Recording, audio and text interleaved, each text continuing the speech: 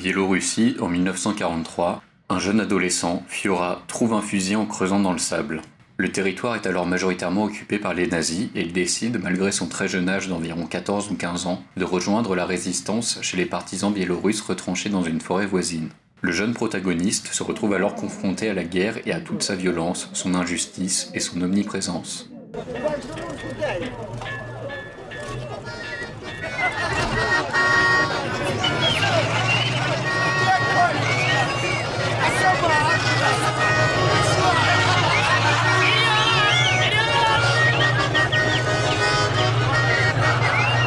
Ce film, bien que fictif et non documentaire, a vocation de mémoire et d'archivage. Le tournage dura en tout 9 mois et de nombreux témoignages de survivants ont été récoltés afin de rendre cette œuvre la plus fidèle possible à l'histoire.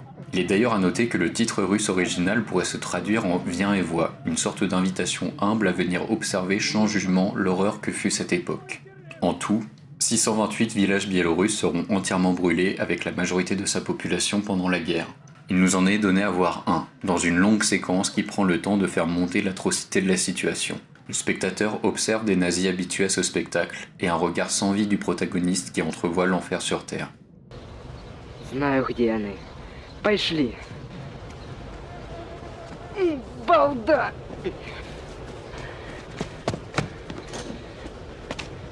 Пошли. Я не тут. Близко.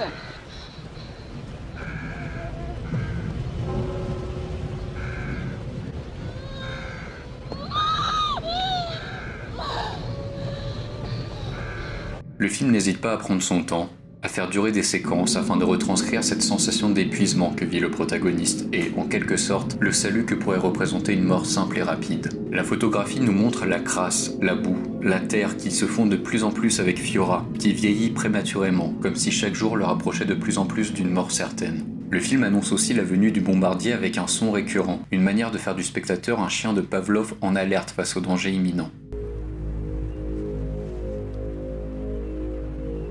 Гляди. О, лятає уже. Висить. Хочешь забью? Отдай! Ты что, отдай!